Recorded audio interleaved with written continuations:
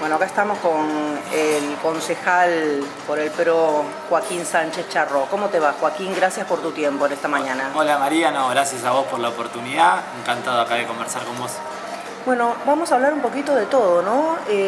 Generalmente te tenemos en el programa a partir de las 19 horas en Todo Cambia, pero bueno, a veces se complican los horarios y no queríamos dejar la oportunidad de conversar algunos temitas que, bueno, has estado muy nombrado últimamente por algunas organizaciones con el tema del marquesado.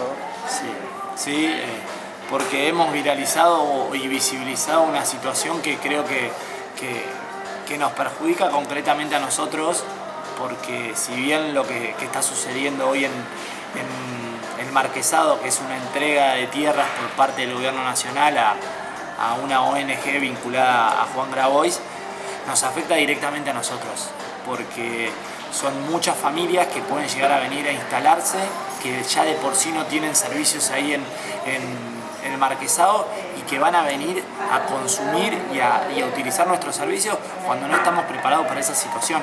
Me parece que lo más importante, más allá de lo arbitrario que fue y después la justicia definirá si es legal o es ilegal, lo más importante acá es defender a General Alvarado y en este caso a Miramar, porque ya en algunas cosas tenemos deficiencias, entonces nos va a perjudicar muchísimo esta situación. Bueno, estas tierras son parte de General Pueyrredón, ¿no? Montenegro ha presentado ya una acción legal en contra de este convenio del gobierno del Estado Nacional y esta organización. Exactamente, Montenegro presentó una denuncia, que acá la tenemos, cualquier cosa después te la puedo compartir, donde él denuncia por incumplimientos del deber de funcionario público al administrador de la Agencia de Bienes del Estado y denunciando esto de la arbitrariedad, de que no se llevaron adelante los estudios, porque para llevar adelante estos proyectos,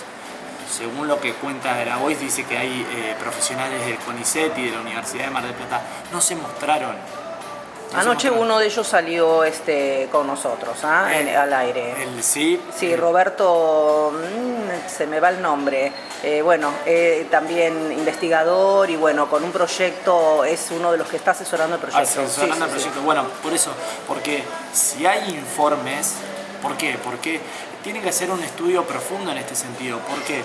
Porque, por ejemplo, nosotros compartimos napas entre General Alvarado y General Pueyrredón, por poner un ejemplo concreto. Entonces, tiene que haber los estudios socioambientales y demás para poder llevar adelante este proyecto. Bueno, esos estudios no se hicieron, o si están, no se informaron a las autoridades correspondientes. Entonces, eso es lo que también nosotros decimos. Más allá de la bronca e indignación, porque todos laburamos y nos rompemos el lomo para acceder a un terreno o a una casa propia y no lo conseguimos, y ahora vemos que el gobierno le está entregando tierras a una ONG vinculada a un militante político, porque no deja de ser eso. No se la dieron a María Portero o a Joaquín Sánchez Charró o hicieron una selección, no hubo un procedimiento para poder hacerlo. Firmaron un convenio con una ONG vinculada a un militante político, a un referente político. Entonces, a mí me produce indignación, porque yo laburo todos los días para poder el día de mañana conseguir un terreno o acceder a mi casa y no lo puedo hacer. Entonces, todo eso genera una bronca e indignación en la gente, más allá de lo que nos puede perjudicar también en la cuestión de los servicios. Bueno, el tema de los servicios es importante, ¿no? También porque es un lugar donde no tiene acceso al agua ni a ningún tipo de otro servicio básico, ¿no? Como decimos. Exactamente. Y hablando de la gente que de pronto, hablando del proyecto agroecológico, si se instala gente, como pasa en Batán, ¿no? De que cada productor vive cerca de su plantación o de su producción, realmente tiene que acceder, si hay chicos, a las escuelas, si hay también, personas al sector salud. Mira, yo estoy recorriendo todos los días General Alvarado. La semana pasada estuve en Parque Mar con una vecina y estuve en La Baliza, creo que también, no recuerdo en qué barrio fue, porque hablamos con mucha gente en los barrios, y me decían que no hay vacantes en las escuelas. Entonces, ¿cómo vamos a hacer si hoy no tenemos vacantes en las escuelas? Sobre todo en la cercanía, porque ¿qué pasa? Cuando una persona busca una vacante en la escuela, la busca lo más cercano a su domicilio. ¿Por qué? Porque también tenemos un problema de transporte en General Alvarado. Entonces se busca una vacante en el colegio más cerca. Bueno, la gran mayoría de la gente no consigue una vacante en la cercanía de su domicilio. Entonces se le hace mucho más difícil poder ir a la escuela.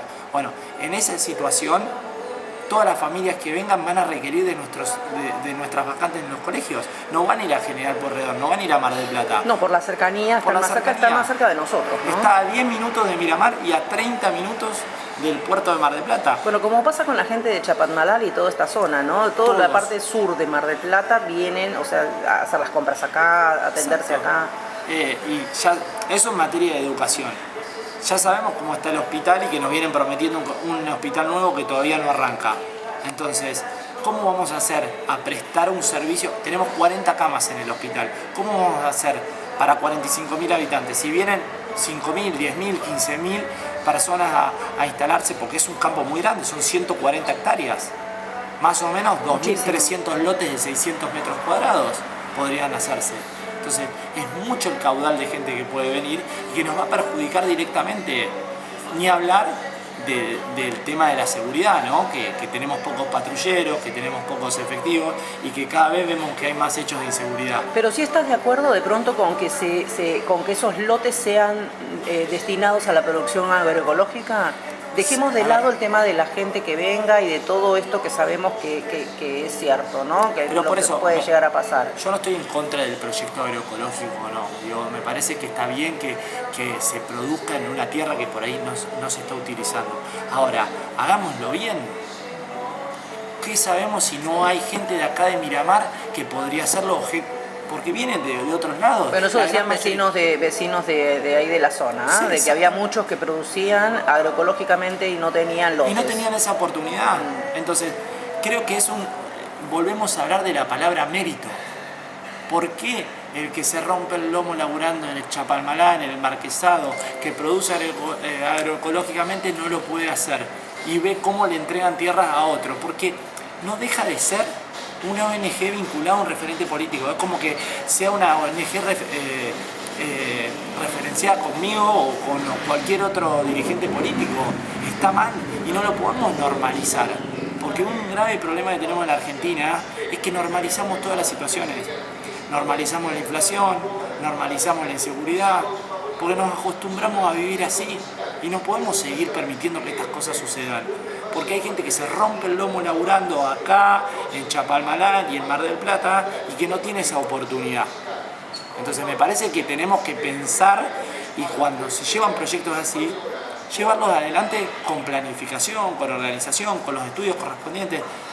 De vuelta, si todas esas cosas sucedieron, no se muestran. Solo lo único que se muestra es un convenio, que lo tengo acá, firmado entre la Agencia de Bienes del Estado y una ONG que no sabemos tampoco sobre su constitución. Joaquín, saliendo un poco de lo que está pasando en el Marquesado, porque esto va a tener tiene un comienzo y va a tener un final, ¿no? Esperemos que todo sea en paz, en armonía, que se pueda consensuar, aunque ya las partes, o sea, ya hablaron. El reclamo en este momento es de los vecinos y de distintas organizaciones que están acompañando para que esto no suceda, para que ese campo no termine en manos de esta ONG o organización. Exactamente, y creo que desde nuestro lugar o desde mi lugar, lo que yo busco es defender a Miramar. ¿Por qué? Porque sé cómo está la ciudad, sé los servicios que prestamos y que no estamos preparados para que venga tanta gente a poder utilizar nuestros servicios. Hablando de servicios, te traigo a Miramar, te traigo sí. a General Alvarado. Bueno, estás recorriendo los barrios, estás recorriendo distintos puntos donde estás encontrando, y porque los vecinos también te están llamando, de falencias que de pronto son a veces temas recurrentes, ¿no? ¿Cómo cuáles? Por ejemplo, la falta de luminarias. Justamente anoche salimos a las 8, después que oscureció, a las 8 salimos con Saúl Trejo, con parte del equipo, a recorrer el barrio Belgrano porque nos escribían los vecinos de que faltaban luminarias. Entonces fuimos en persona a recorrerlo, recorrimos toda la calle 41, desde la 40 casi hasta la 46, y veíamos que realmente falta luminaria. Y un vecino nos planteaba, me dice, yo tengo que ir 5 o 6 veces al corralón para que vengan a arreglarla. Si voy una vez no me la arreglan. ¿Sabes qué fue lo que me dijo? Bueno, pero es normal. Digo, no es normal. Normal sería que vayas una vez, que te tomen el reclamo y que vayan. Eso es normal. No que tengas que perder 5 o 6 veces de tu tiempo para poder cambiar la luz. Porque era una sola luz en esa cuadra. La única iluminación que tenían en esa cuadra es la de una calle, de un reflector de un vecino que apunta a la calle.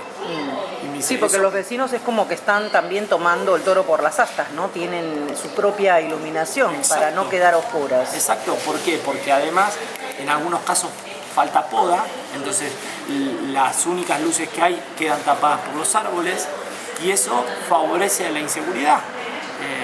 Porque no se ve, porque mucha gente, por ejemplo, ayer que salimos de noche no nos quiso abrir la puerta. Claro, ni hablar. Porque le da miedo.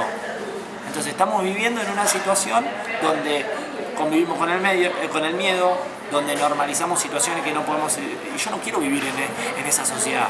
No quiero vivir ni en Miramar, ni en una Argentina que normalicemos todo. O sea, de verdad los vecinos y los dirigentes políticos que queremos cambiar esto, tenemos que hacer todo lo posible para que no suceda. Por eso me parece que es tan importante la participación y que se involucre la gente. Hay gente que reclama y hay otra gente que por cansancio ya se resignó y no hace el reclamo, ¿no? Que tampoco es bueno porque no hay estadísticas de mientras más reclamos sumemos, quizás las cosas funcionen mejor. Pero bueno, el vecino se cansa, el vecino ya no quiere saber nada con eso. No, y se cansa y no ve, porque nosotros a lo largo de este año y medio que llevo en el Consejo Deliberante hemos presentado millones de proyectos.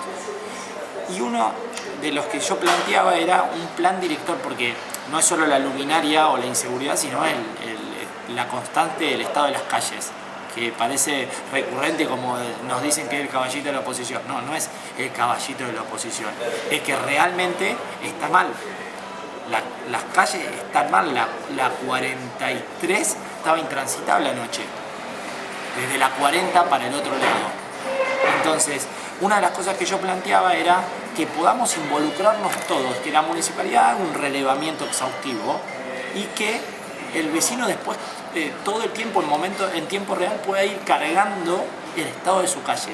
¿Qué te permite a vos, Estado, tener un control exacto de cómo están las calles y poder planificar mejor? Hoy no se sabe cómo está. Vos vas al Corralón y tienen un pizarrón y nada más. Pero yo a veces pienso que ya lo hacen adrede. ¿Por qué? Porque lo que no se puede medir, no sabes si está bien o no.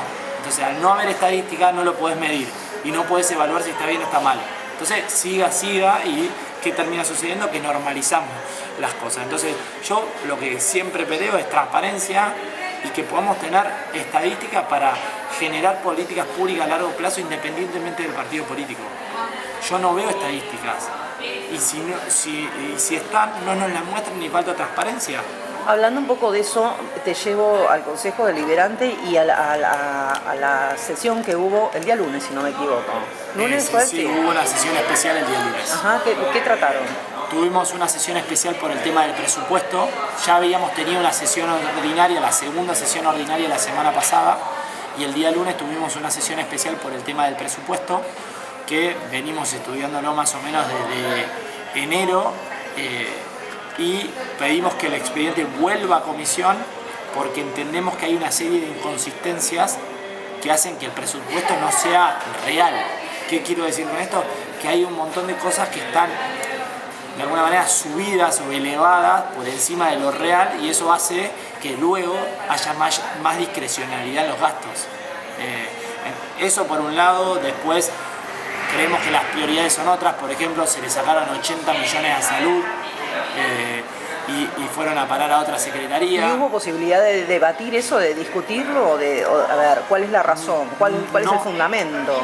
Todavía nunca pudimos generar un debate sobre el presupuesto y sobre las prioridades del presupuesto, porque nosotros creemos que hay un paso antes. Nosotros no podemos analizar algo que está mal. Entonces lo primero que hicimos fue sentarnos, analizarlo con asesores profesionales en esto, en el caso de Mariela Clemente, el caso de Ricardo Belmonte, que son contadores.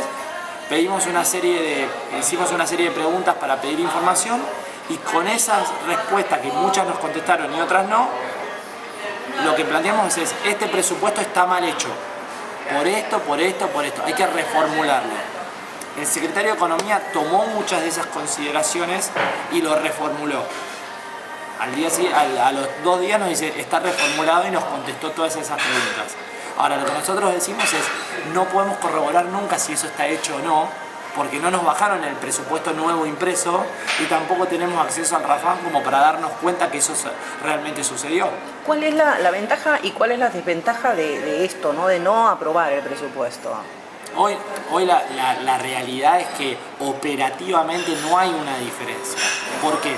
Porque el municipio sigue está funcionando. O sea, hoy no hay presupuesto y vemos que el municipio sigue funcionando.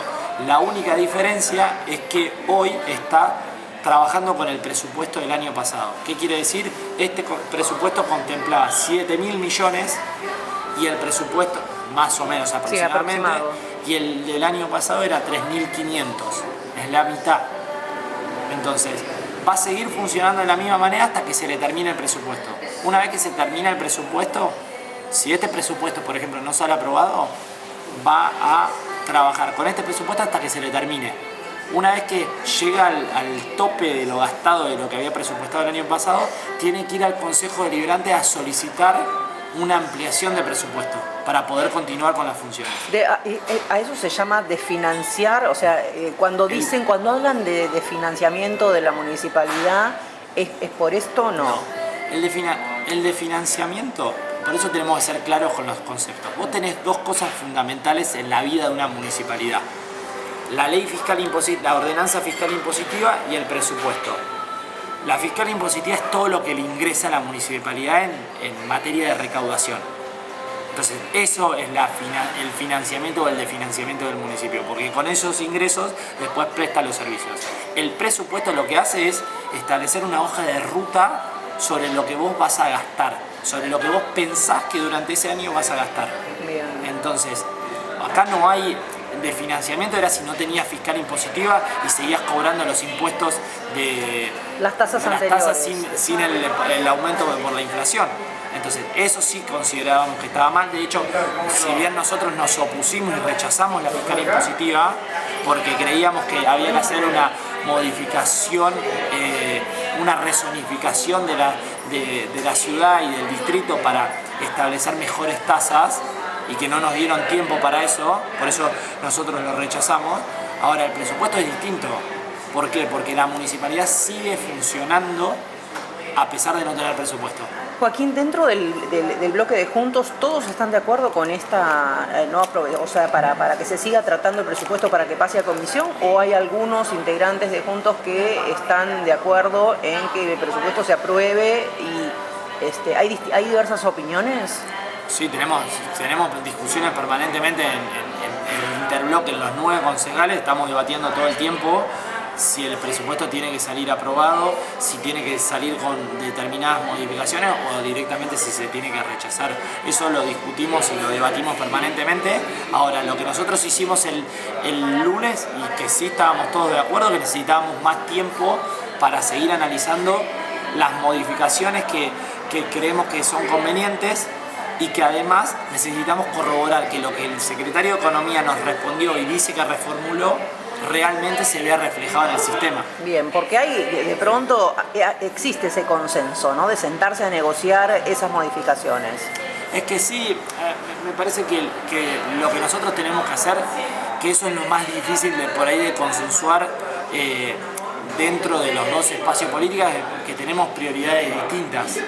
Digo, para este gobierno la prioridad en seguridad es un 3% del presupuesto, por poner un ejemplo concreto. Bueno, para mí no, porque los hechos de inseguridad crecen y ese porcentaje debería ser mucho más. ¿En qué? En materia de cámaras, en hacer las gestiones para que, por ejemplo, la provincia nos dé patrulleros que está repartiendo en toda la provincia, para sumarle herramientas a los policías para que nos puedan cuidar mejor. El tema de la Guardia Urbana, me parece que en ese ejemplo concreto es muy difícil ponerse de acuerdo porque ellos no piensan lo mismo. O en materia de salud, yo no considero que haya que sacarle 80 millones del presupuesto a salud, cuando sabemos que la salud es una de las principales deficiencias que nosotros tenemos como municipio. De los 100 y pico de proyectos que se han presentado desde que están, 100 y pico, ¿no? Sí, 100 más. y algo, o más. Si ponemos el interbloque, nosotros de nuestro bloque del PRO Coalición Cívica MID, hemos presentado más de 100. Y si hacemos la cuenta total con la Unión Cívica Radical, son más de 200. ¿Cuántos, bueno, se aprueban porque son mayoría, ustedes tienen mayoría en el Consejo, pero cuántos se llevan a cabo? ¿Cuántos se plasman en la realidad? Muy pocos. Muy pocos, que eso es un poco lo que más frustración da o lo que más bronca da, porque vemos a veces que ya es una mera cuestión política de que porque lo presentó la oposición está mal o no. Digo, sin ir más lejos, el otro día tuvimos una discusión la semana pasada sobre un proyecto que habíamos presentado nosotros desde nuestro espacio, que era el fomento a la producción y al empleo. Que eran cosas muy concretas, que no era un título rimbombante y nada más. Que era que a partir de ahora todas las habilitaciones puedan ser gratuitas, que haya simplificación de tasas para los que pagamos las tasas y por otro lado beneficios para aquellas empresas que quieran venir acá. Muchas veces entramos en la cuestión política de que es un título que ya se está haciendo, pero no se ve. Porque yo no es que estoy acá con vos y vi algo y se me ocurrió y digo, lo voy a presentar al Consejo Deliberante. No, la gran mayoría de los proyectos está trabajado con los vecinos. Has tenido una relación muy íntima con emprendedores, ¿no? Sí. Has estado charlando mucho y has estado trabajando mucho con distintos emprendedores. Sí, esto viene ya desde la pandemia. Yo siempre cuento la película completa, es que cuando a nosotros la pandemia nos encerró, necesitamos hacer algo de cómo colaborar con la situación y una de las cosas que hicimos fue desde las redes sociales, que porque estábamos encerrados, era ayudar a todo aquel que tenga un emprendimiento y tuviese delivery, por ejemplo, a que puedas conocerlo vos y me seguías, ¿no? Ayudarlos con la difusión.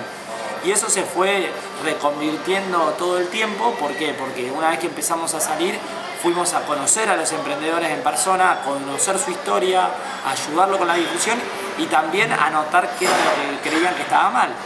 Entonces, durante 2 años y medio hicimos eso y ahora generamos una red de emprendedores, de más de 70 emprendedores, donde está buenísimo porque se ha generado un contacto entre ellos. ¿Y son emprendedores independientes o dependen de alguna manera del Estado? No, independientes. Independientes, muchos de ellos consiguieron tener un lugar en la FES, por ejemplo. Sí. Y lo que está bueno es que se genera un concepto de red donde se conocen entre ellos, se pueden ayudar. Por ejemplo, si uno tiene un transporte que es más barato que el otro, se comparten el transporte, se genera un espíritu solidario y de red que está buenísimo.